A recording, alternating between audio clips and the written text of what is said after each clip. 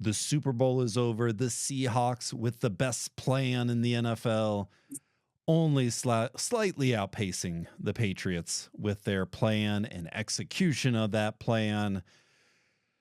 Let's talk some free agent. That's the next thing up. We got free agency right around the corner. We've got the combine right around the corner, but let's start free agency, especially Drew said this beforehand, the best time of the year to be a Browns fan.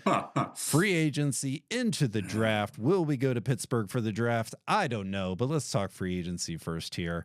Drew, what is the Browns' strategy for free agency? Yeah, you look at these teams that just competed in the Super Bowl, and one of the things that both of them have in common is they didn't lead the league in total quarterback spend with almost nothing to show for it, right? So that does sort of hamstring the Browns in what they want to do, but I think eventually they can get there. I know there's a bad WCW contract reference in here somewhere, but I'm going to digress on that. You look at what the team has coming up. They've got void years for Njoku, Teller, Bitonio, and Conklin. Those are all coming due now. All four of those players are probably moving on, although I'd love to see them try to get something done with Wyatt Teller. So with all those things said and done and no restructuring, the Browns have $3 million in cap space. That sounds bad, but it actually puts them at 21st overall in the league, middle of the pack or so. You restructure Miles, you restructure Denzel. You'll hope you can figure something out with the quarterback who shall not be named. They should have some money to spend, and we'll get into some of the guys they might target next. Eric, what is the strategy? Do we, we had a great defense, but that didn't win us the Super Bowl. What should be our strategy here? Having a good defense means you're going to have a seat at the table, but you have to have a great offense to win in this league. That's how this league's been trending for decades and how it's continuing to trend going on to next year. It's all about points. You look at the top four teams, points per game: Rams, Patriots, Seahawks, Bills, all playoffs, both teams in the Super Bowl. Bottom four: Raiders, Browns, Titans, Jets. 3-14 or 5-12 for all those teams. So, having an okay defense and a great offense is really what predicates success for this league. So, they're going to really have to focus on those points that we are struggling with, mostly offensive line, wide receivers, trying to fortify some roles on our defense. We understand there's a turnover now with defensive coordinator, but try to fulfill those holes that will be apparent this season with pending free agency. So, you can only protect against the camel clutch or Boston crab for so long, but you have to be the one to do the finishing move. And the Browns need that offense finally in 2026. I think there's some logic in naming those submission maneuvers, but let's move on to the second quarter. Andrew Berry had mentioned in some of the season-ending interviews that there's going to be quite the investment on the offensive side of the ball. No surprise there. Eric, let's go to you first here. Who does Berry invest in for this free agency period? I'm going to keep hammering on those two positions, but wide receiver, I like Romeo Doubs, 25 years old, averaging 700 yards, 6 touchdowns over his first 4 years. He's 6'2", 204, not tremendously big, but bigger than some of the receivers we've had in many years. His market value via Spotrac is $12 million, not too much, but a sizable amount. And I would take him over anybody in our wide receiver room right now. Jalen Naylor, he's a lower risk wide receiver, averaging only 330 yards and 3 touchdowns. He also had to compete with Justin Jefferson and Jordan Addison for targets. His best season was with Sam Darnold, so you have confident quarterback play. He could be a good valued receiver for the team. Liam Eichenberg, Cleveland native, 28 years old, missed all of last year. He's only going to have about a $2 million hit, according to Spotrac. Hopefully he could be an offensive line that we could garner him. And last but not least, Trey Pipkins, maybe an offensive tackle, 7 years in the league, somebody who could fight for a roster spot and maybe a starting job for the Browns. Man, I didn't hear Pickens in that list there. Some not some household names that the Browns might be going after here. Drew, who do we go after on the offensive side? Yeah, my philosophy in free agency is always one. Go sign one guy. Go get better with one signing that prevents you from having multiple contracts where you have a huge risk, all laid out in years 2 and 3. But go get one guy, and the guy they should get is Tyler Linderbaum, the center from Baltimore. He's only 25 years old. He has experience playing for Todd Monken. By all reports, he enjoys playing for Coach Monken. If the Ravens are foolish enough to let him get away, I think the Browns should find a way to make him the highest paid center in football. They have to fix one of these spots along the offensive line in free agency. There's simply too many of them. They've got to get somebody that can start and play on the offensive line. If they can't get Linderbaum, there are some other options. Trent D'Lo Brown from Houston or Braden Davy Boy Smith from Indy.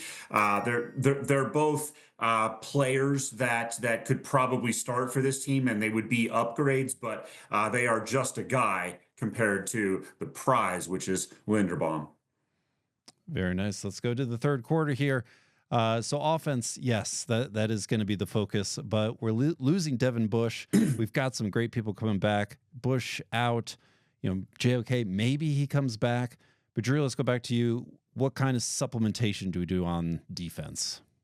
Yeah, you certainly just hope, cross your fingers that JOK makes his triumphant return. He's the number 30th, entry into the Royal Rumble, and the fans just go crazy for it. You'd love to hear his entrance music at some point here in 2026. It would be really sad if he's not able to play. But put that to the side. The Browns do have some free agents. Yeah, Ryan, you mentioned Devin Bush. Ronnie Hickman, Shelby Harris, and Martin Emerson are the other three starters. I'd love to see Emerson come back on a short-term deal. After his injury, I think they might be able to get him on a 1-year sort of a prove-it deal. I think he'd be willing to bet on himself. Monken, in terms of the overall defense, he's already committed to the most important aspect, which is keeping that 4-3 attacking scheme in place. And, I don't know that they need to go out and sign anybody to the defense. But if you're able to make some targeted, free agency gains on the offensive side of the ball, it opens you up for best player available in the draft, which we'll get to later in the offseason. There's some excellent defenders from Ohio State that might make a lot of sense for the Browns at 6. Eric, what are you thinking? Re-signing defensive people, adding to the team here? What do you think? Yeah, I'm concerned about the back four, Ronnie Hickman, MJ Emerson, as Drew mentioned, both free agents. Assuming we don't sign either, hopefully we can retain Emerson, but I think we can upgrade from Hickman, although he went to Ohio State too, but we need a big upgrade in that opposite spot of Grant Delpit for the safety. Caleb Downs would be great, but realistically, Genesis Smith or Kamari Ramsey would be mid-round selections for options to replace Hickman at the safety role. For the cornerback spot, I like Ward and Campbell. Obviously, they're doing their thing, but we need at third corner and Emerson's availability. He had a down year in 2024, out all 2025. I could see them go for a Brandon Sis or Davison Igbinosun from Ohio State. Again, mid-round selections, guys that could potentially fill the void and hopefully developed over time to become starters, maybe in 2027 or beyond. For the front, for the front seven, outside of Devin Bush, is just kind of supplementing developmental players later in rounds that they can hopefully improve and be special teamers and potential starters down the road. Let's move to the fourth quarter. Let's whet the appetite here for the draft. Who do we target in free agency? Who do we wait for in the draft? What are those positions? Eric, let's go to you first. Yeah, the Browns need a bona fide number one wide receiver, and the only way they're going to get it in the draft, they can't afford George Pickens or Juwan Jennings, so they got to go for that cheaper option. You got 4 likely top guys: Tate, Tyson, Lemon, or Boston. I'd like to see what they do, whether they do it with the 6th pick, with the 24th pick, somewhere in between, a trade up, trade back. We'll see how that goes, but hopefully Andrew Berry knows what he's doing and takes the right guy, because they need that bona fide guy to help stir the drink that they are the straw. Dewan Jones, the facto left tackle only because they kicked out Jed Wills and he had to play at his natural position as right tackle. I would like to see a left tackle be implemented as a day one starter. We haven't had a good one since Joe Thomas, who is arguably the best of all time. Best in the world at what he does, I guess you could say. Francis Maui Noah, Spencer Fano, two options early on. Caleb Loma or Monroe Freeling later on if we want to go in that first round. So whatever they want to do, as long as they can get their franchise a la Shane Douglas is the way they need to go. After the moment, but lots of bona fide studs and certified G's that we're naming man. there. Enzo Amore. Drew, who should we wait for in the draft? Yeah, I think like the question is what do we do before the draft? And there's simply too many holes to fill along the offensive line. This team needs realistically at least 3 starters, and that's if you re-sign Wyatt Teller and you pencil in DeJuan Jones. Those are 2 question marks already, right? So I don't want to see 3 rookies starting along the offensive line. Even if you pick them at 6, 24, and 39, you have to get some players in free agency. And so, assuming you can do that, I think you open yourself up to taking the best player available. I don't know that that's wide receiver. It might be one of those offensive tackles that Eric mentioned, Spencer Fano from Utah, or the guy from Miami. I think those are both very much warranted for the number 6 overall pick. But you have to do something in free agency to give yourself the freedom of selecting the best player available. I would like to see Andrew Berry do that and be aggressive this offseason like he promised. I'm on the same page. Offensive line now, offensive line later, probably wide receiver later. Not sure if there's a great free agent wide receiver that's going to make sense with this team. Drew, you got the win here. What is our free agency headline? Browns throw Monk and wrench at Ravens. Sign Linderbaum to 4-year deal. What a nice 3-line headline.